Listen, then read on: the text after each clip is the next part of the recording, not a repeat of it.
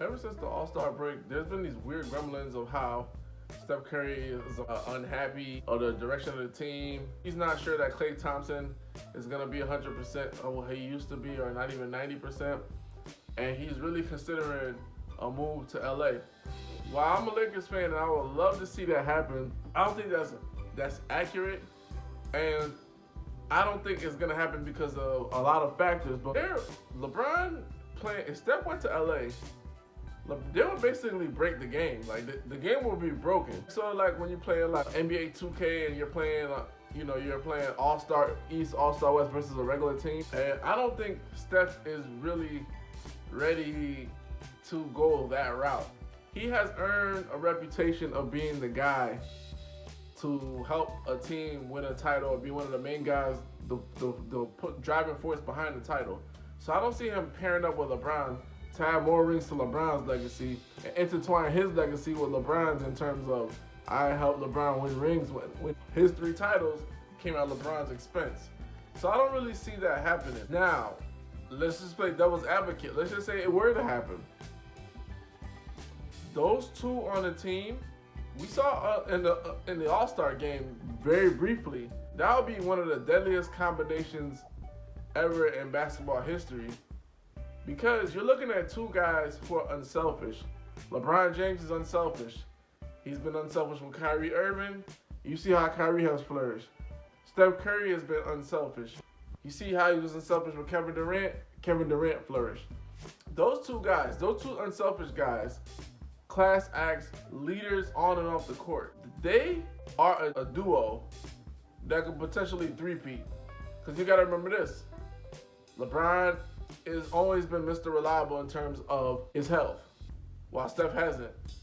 Steph has always been a better shooter than LeBron.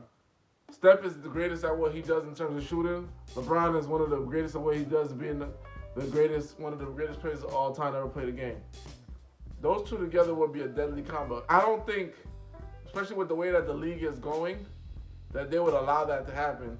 Now, some people might say, well, because of the Nets, the NBA, and the free agency and all signing trades or whatever, the NBA would allow it to happen because they wouldn't want to see the Lakers with Steph versus Durant and all those other guys versus LeBron and stuff. Sort of like the stock market, there's always a cyclical rebalance. So the stock market goes up, then it crashes down. That's what's happening with all these super teams and all these guys coming together. They're forming all these super teams. It's gonna crash back down eventually. So I don't see that happening. Would I love to see that happen? Yes, but I don't think those reports are accurate about him being unhappy. I think when it's all said and done, he wants to retire a Golden State Warrior. I don't think he wants to ring check. It wouldn't look good on his resume.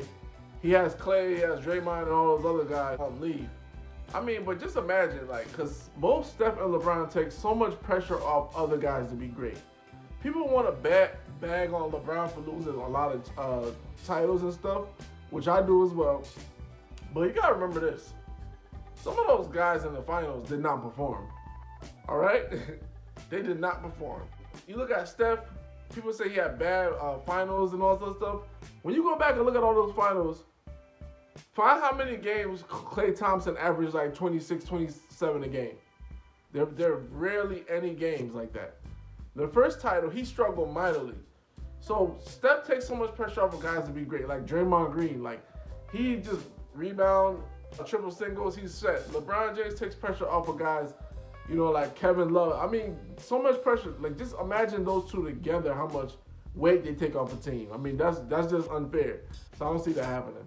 Hoops Junction, Hoops Junction, like, comment, subscribe.